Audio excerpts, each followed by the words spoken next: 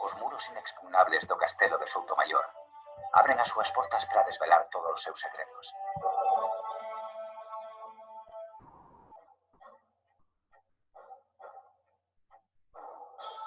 Viaxa no tempo a fortaleza medieval do poderoso señor da guerra, Pedro Madruga.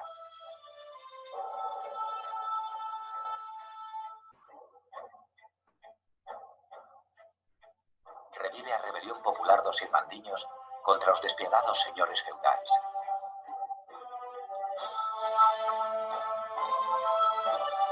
Siga as aventuras de María Viñals, a Marquesa Roja.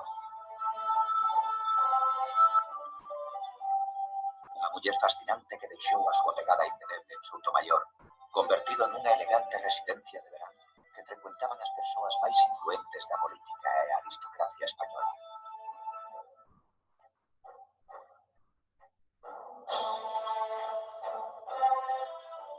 Lendas, cabaleiros, mulleres intrépidas, xardíns de ilusión.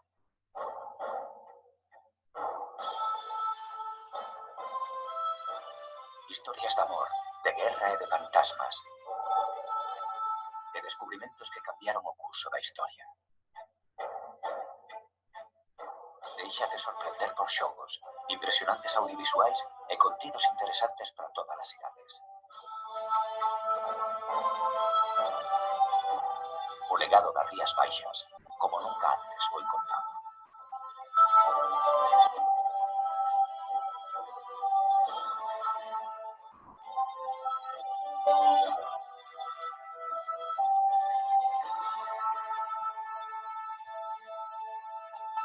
Rías Baixas, somos historias.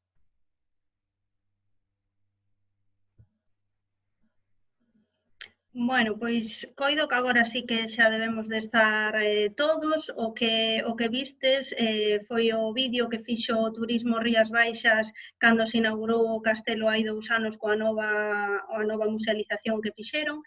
Para os que chegastes no medio do vídeo non pasa nada, que cando vos envíe a grabación estará completo e ademais está no Facebook de Turismo de Historias, xa o teño colgado. Así que nada, hola a todos, a todas, espero que esteades todos ben, que ao final é o importante, e aquí estamos xa na terceira charla de Turismo de Historias deste confinamento, hoxe para falar, como se vía no vídeo, do Castelo de Soutomaior. Entón vou compartir a presentación que teño preparada, esta de aquí, supoño que xa estades vendo. Agora vou a facer grande. Para os que non me coñezades tamén me presento, o meu nome é Silvia Cernadas, son historiadora, son guía oficial de turismo e creei Turismo de Historias precisamente para unir estas dúas paixóns que teño. Ademais, hoxe, falando do Castelo de Soutomaior, non podo estar máis satisfeita. Eu, como nacín preto deste castelo, pois estudiei historia porque xa dende pequeniña me interesaba a historia deste castelo, que é tamén o tema da miña tese de doutoramento. Logo xa fun atopando outros temas, como o de María Viñals, que comentamos na charla anterior, pero vamos, este é o meu propio case que de toda a vida. Aos que sexa a vosa primeira charla, pois explico iso, como vos poñían as normas, micros e cámaras pechados, tedes o chat a vosa disposición, nada, pois vamos a tratar de ter aquí unha media horiña de desconexión, e logo a ver se tedes preguntas. En calquera caso, ao final da charla ou polo email estou a vosa disposición, como sabedes. Do Castelo de Soutomaior, a verdade é que poderíamos falar moitísimas cousas, pero para centrar un pouco a charla, por iso vos traía este tema de a imaxe do poder e como o Castelo de Soutomaior pois foi un símbolo de autoridade durante toda a súa historia. Un pouco para reflexionar pois que os castelos medievais tiñan distintas funcións, que ás veces só pensamos na función militar, no sentido de que foron un edificio de defensa, pero tamén tiñan outras funcións, como vos poño aí, nada desdeñables, e en concreto a función simbólica era moi importante. O caso do Castelo de Soutomaior, ademais, é moi interesante porque o Castelo de Soutomaior ten 8 séculos de historia, entón, nesta charla, en calquera estudo que se faga, pois imos tratar sobre todo dúas épocas moi distintas, que son en realidade as dúas idades de ouro que ten o Castelo de Soutomaior, por un lado a época medieval e por outro lado o século XIX, e como en ambos momentos o Castelo de Soutomaior pois funcionou pois iso como un exemplo de arquitectura do poder ou de imaxe de poder ou como queiramos chamarlle. Comezamos entón pola Idade Media. A historia dos Soutomaior comeza un pouco nese 1147, que é unha data que inclúe aí porque é cando Afonso VII consigue a conquista de Almería, e como premio a Menpaes Orredea, que foi un nobre que o acompañou, dónalle o Val do Verdugo. O Val do Verdugo, que é onde vivimos algúns dos que estamos aquí, onde está construído o Castelo de Soutomaior, que pasa a ser a propiedade principal desta familia. Naquel momento era un souto, non? Entón, como pasa a ser a propiedade principal de Menpaes Orredea, el denomina o Soutomaior. E ese Soutomaior, ao final, acaba denominando a familia. Entón, a familia tómano como apelido Soutomaior. E os que vivimos hoxe aquí sabemos que vivimos no concello de Soutomaior, é dicir, ese Soutomaior tamén pasou ao longo da historia a denominar pois iso, unha institución administrativa como é o concello. Neses primeiros séculos da familia, a verdade é que non temos moitas noticias, non hai moita documentación, entón temos máis incógnitas que certezas, pero si sabemos pola documentación que xa a finais do século XII, polo menos unha torre defensiva habería construída aquí en Soutomaior. Onde temos máis datos e máis documentación, como é o normal, é xa na Baixa Idade Media. A Baixa Idade Media é a maneira que temos os historiadores de chamarlle o século XIV ao século XV. Sei que a veces é un pouco confuso que lle chamemos Baixa Idade Media ao século XIV e XV e que lle chamemos Alta Idade Media o século X, IX, etc. Esa época, ademais, é moi coñecida porque aquí en Soutomaior coincide, finais do século XV, coa etapa de Pedro Madruga. E Pedro Madruga xa o coñecedes todos, porque ademais falamos del na charla de Castrizán. Foi un nobre moi coñecido, que ademais el consigue ter poder sobre gran parte da Galicia do sur e incluso norte de Portugal. Entón, o Castelo de Soutomaior e a familia de Soutomaior pasa a estar no centro da historia política de Galicia e incluso do reino de Castela e do reino de Portugal en distintos momentos. A finais da Idade Media xa temos un Castelo de Soutomaior con 2 recintos amurallados, xa existían no século XIV. A finais do século XV o que fai Pedro Madruga é reformar todo o sistema defensivo, a entrada das armas de pólvora fai que se teña que adaptar, digamos, o castelo ás novas formas de facer a guerra. Estás explicando, que estamos aquí o audio que me dá problemas? Non sei, non teño ningún comentario, entendo que me estás explicando todo perfectamente, sí, Carlos, que sí. Escoítase con dificultade. Vale, pois entón vou intentar, se escucho un pouco mal, vale. Pois vou falar máis alto, que ao final é a técnica que me funciona mellor, porque senón isto dos parámetros non o teño tan controlado. Vale. Pois perdonade, se non quedou algo claro, preguntádeme. Pero bueno, estaba falando da época de Pedro Madruga, que o mellor é a que todos... Poderías repetir o do século XV? Sí, claro.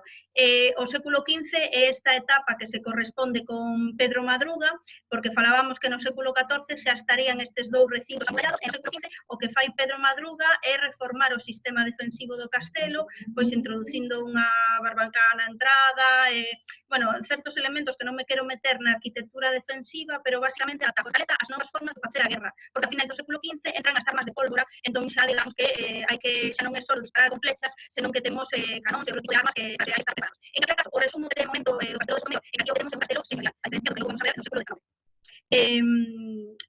Traio aquí un par par de mapas que fixo Jaime Garrido, e sobre eles pois colorei certas cousas simplemente para que vexades un pouco a evolución arquitectónica, como nun primeiro momento, bueno, primeiro sitúo vos aos que xa conhecen o Castelo de Soutomaior, esta sería a porta de entrada, aquí estarían os xardíns, esta é a torre da homenaxe. Entón, como nun primeiro momento que se construe é a torre da homenaxe, unha segunda torre, o primeiro recinto murallado, todo este amarelo, o que marco cos cadradiños serían as portas de entrada, que non teñen, dime Daniel que é un problema de contacto eléctrico, non un problema de volumen. Pero isto xa me sobrepasa, así que vou seguir intentando falar así algo alto que me escoitedes ben. Senón, como sabedes, como logo vos vou enviar a charla gravada, pois non hai ningún problema. A porta de entrada, por tanto, que temos hoxe en día non tería ningún sentido neste castelo medieval que estamos falando agora mesmo. E logo xa nun segundo momento, no século XIV, temos este segundo recinto amurallado con estas portas que vos poño cos cadradiños en negro. Este sería un pouco este castelo medieval onde hai que sinalar unha serie de elementos significativos. O primeiro que vos dicía, por exemplo, é que o castelo foi construído no solar principal desta familia, a familia Páez Sorredea, que logo xa vai designarse co apelido de Soutomaior. E iso xa é moi significativo. Pero logo temos como dous símbolos identificadores da liñaxe moi importantes. Por un lado, os escudos de armas. Os escudos de armas xorden na Idade Media ante un problema fundamental que era identificar a quen está no teu bando no medio dunha batalla. As cores nese sentido eran importantes para saber quen está comigo e quen está contra min. A partir de aí empezan a desenvolverse os escudos de armas, a heráldica, tal como a coñecemos hoxe en día. O escudo de armas do Soutomaior, esta ilustración é de Eduardo Pardo de Guevara, polas súas características fálanos de que é un escudo xa antigo, que pertence a unha destas grandes familias señoriais galegas. E traio vos fotos dos escudos que podemos ver no castelo de Soutomaior en distintos elementos. Por exemplo, aquí na torreira, aquí está a porta de entrada, estes están xusto na porta de acceso ao interior do castelo, onde está o guardia que che pide non o tique para entrar.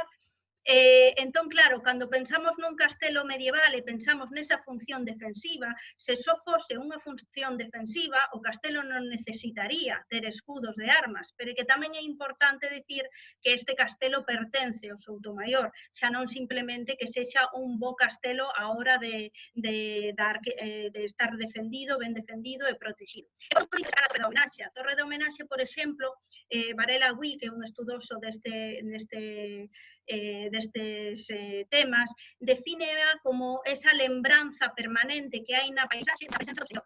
Porque, claro, temos que ver a Torre da Homenaxe e os castelos medievais tamén como edificios moi contundentes, de tal maneira que calquera agricultor, calquera campesino que estaba no Val do Verdugo cultivando a súa terra e erguía un pouco a vista, o edificio que chamaba a atención e que podía ver era o castelo de Soutomaior, esa torre da homenaxe. Non facía falta dicir nada máis, non facía falta o anuncio na televisión, xa sabía quen lle tiña que pagar a renta, estaba clarísimo. Entón, esa función simbólica tamén é moi importante.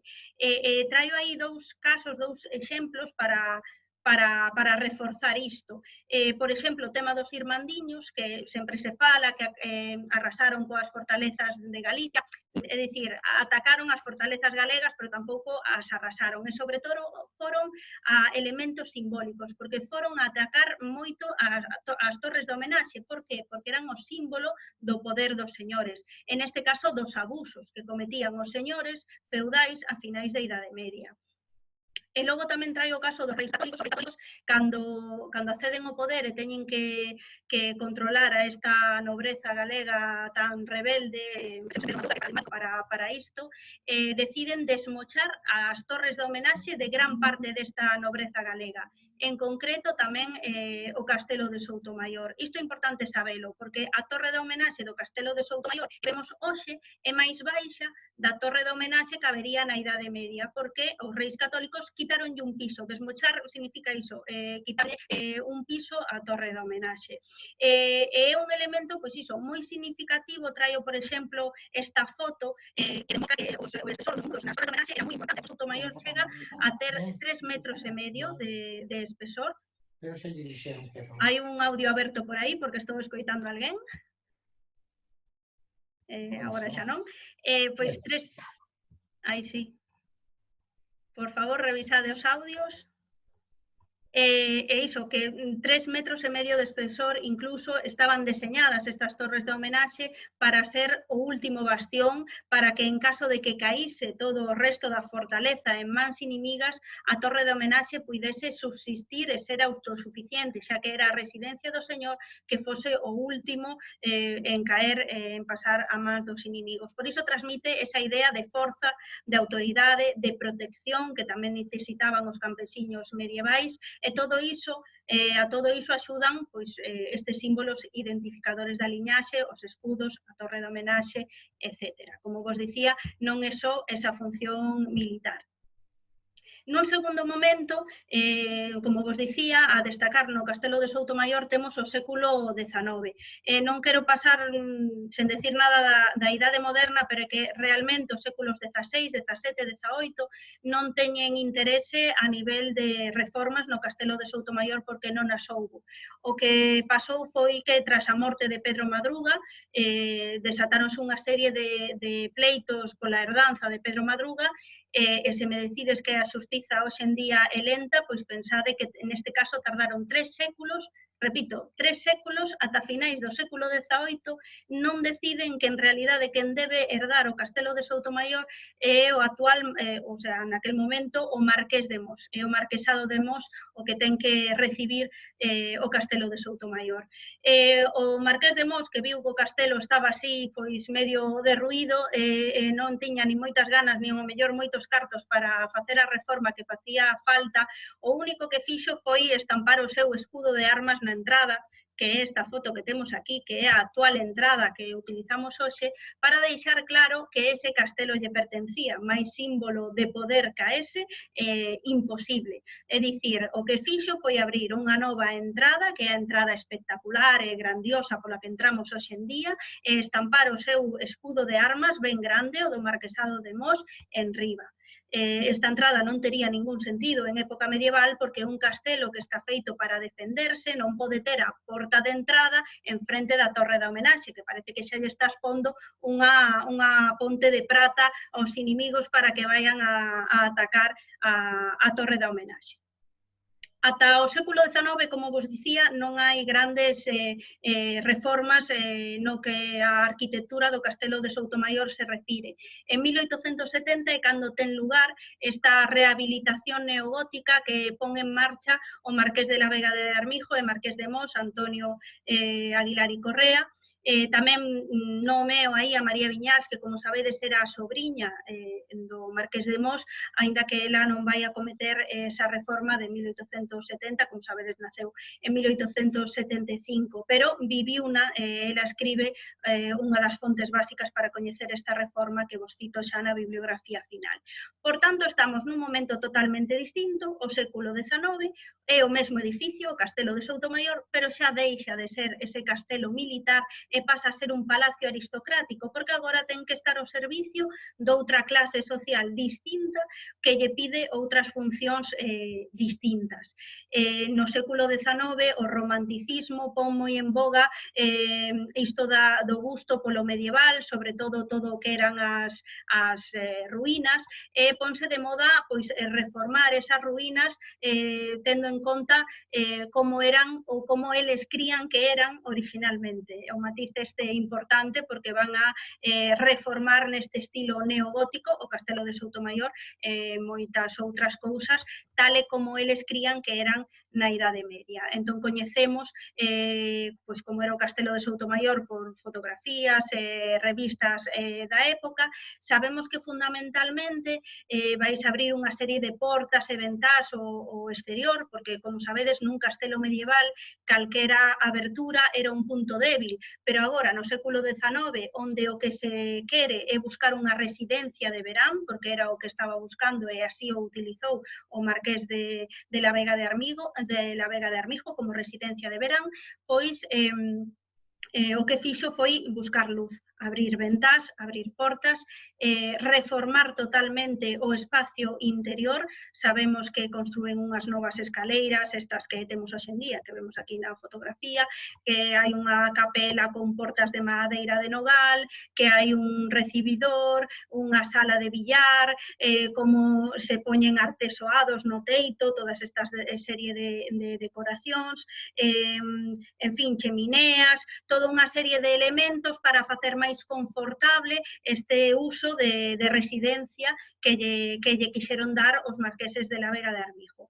E como o símbolo máis paradigmático desa reforma, desa rehabilitación do século XIX, que aínda é hoxe en día, é esta Galería das Damas, esta que vemos aquí, en esta fotografía tamén.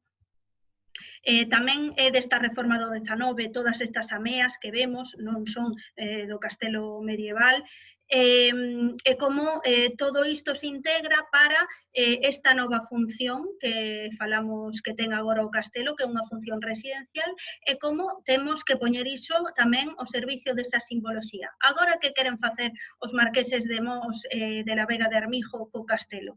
Pois o que queren é que cada vez que entre un invitado na súa casa, que eran invitados moi importantes, o marqués de la Vega de Armijo chegou a ser incluso presidente do goberno de España, foi un político de primeira orde, pasaba de feito gran parte do ano en Madrid dedicándose á súa actividade política. Sabemos que durante a súa etapa como político e como dono do castelo de Soutomaior, por exemplo, o rei Afonso XII visitou o castelo de Soutomaior ata en 3 ocasións, e como el, pois moitas outras intelectuais e personaxes ben coñecidas da época. Entón, tiña que o castelo de Soutomaior tiña que demostrar que pois o marqués de la Vega de Armijo era unha persoa con un certo poderío económico, social, un gusto polo medieval, etc.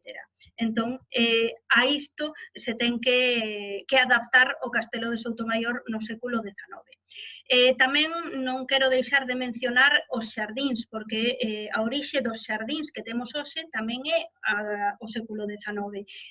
A marquesa de la Vega de Armijo, Zenobia Viñal, sobre todo, tamén co seu marido, impulsan a creación dun parque botánico, un xardín botánico, que estaba moi de moda tamén no século XIX, como eles tiñan esta actividade tan intensa, foron recolectando especies dos 5 continentes para plantar neste parque botánico que seguimos tendo hoxe, onde hai unha importante colección de camelias do século XIX, e por iso que o castelo de Soutomaior o xardín do castelo foi nomeado Xardín de Excelencia Internacional pola Sociedade Internacional da Camelia no 2012, e foi o primeiro xardín en España en conseguir esta categoría. Pero ademais deste xardín do século XIX, hoxe en día temos 25 hectáreas para pasear, que dá xa para pasear todo o día a finca do castelo de Soutomaior, hai toda esta parte dos viñedos de uva albariña, toda esta parte superior da zona máis boscosa, con castiñeiros, etc. É realmente un xardín magnífico. E logo, xa así, a modo de epílogo, non me quero meter aquí en problemas, pero sí que é certo que a última etapa do castelo de Soutomaior da que temos que falar é a etapa da Deputación. A Deputación de Pontevedra compra o castelo de Soutomaior en 1982 e acomete unha rehabilitación do conxunto, tanto do castelo de Soutomaior como da finca, e volve a abrir en 1987.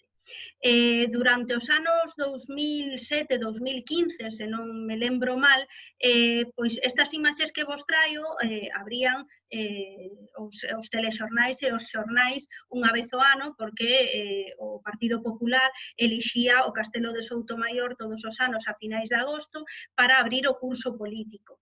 E ao final, a ver, xa non é que o diga eu, senón que os que somos daqui lembraremos de ler nos xornais estas crónicas que vinculaban pois o feudo do Partido Popular con ese feudo señorial de Pedro Madruga e facíanse este tipo de lecturas con este tipo de imaxes. Ao final tamén é un uso que tivo o Castelo de Soutomaior ao servizo do poder naquel momento, porque a Deputación de Pontevedra naquel momento era do Partido Popular, que tiña un grosso de votos na provincia de Pontevedra indiscutible, e digamos que isto é o que fan, este é a posta en escena, non?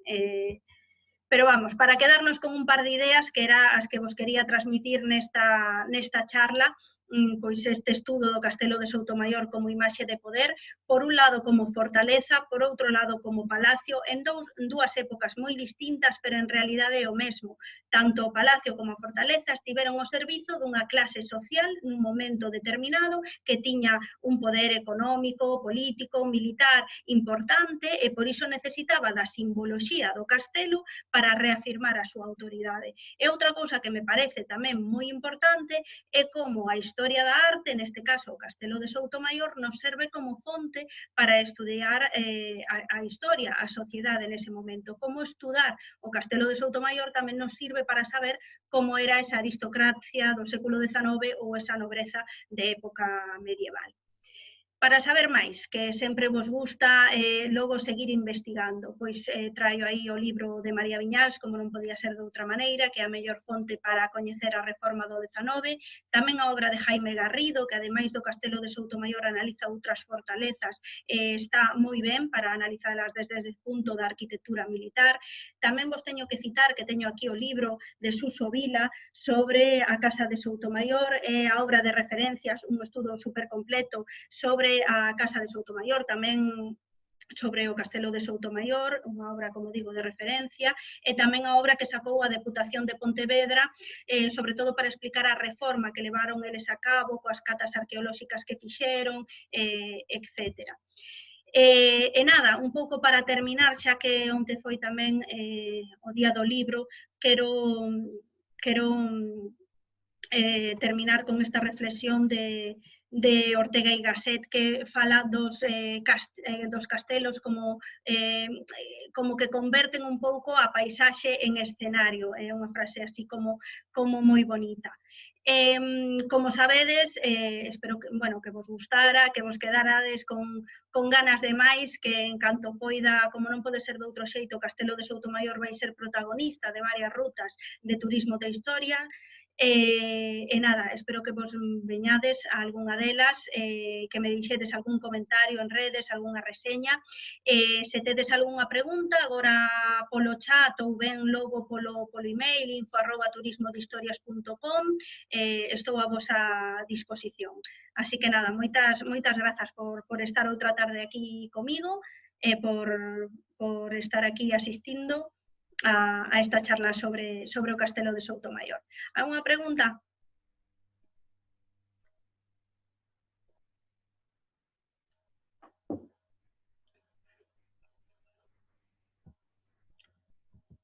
Parece que hoxe quedou todo clarísimo.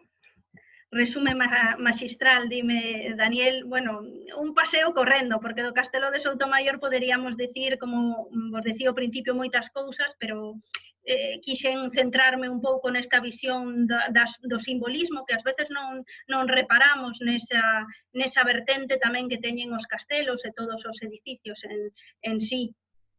Susana dá máis grazas, tamén di, sabes de que ano son os edificios anexos do hospital?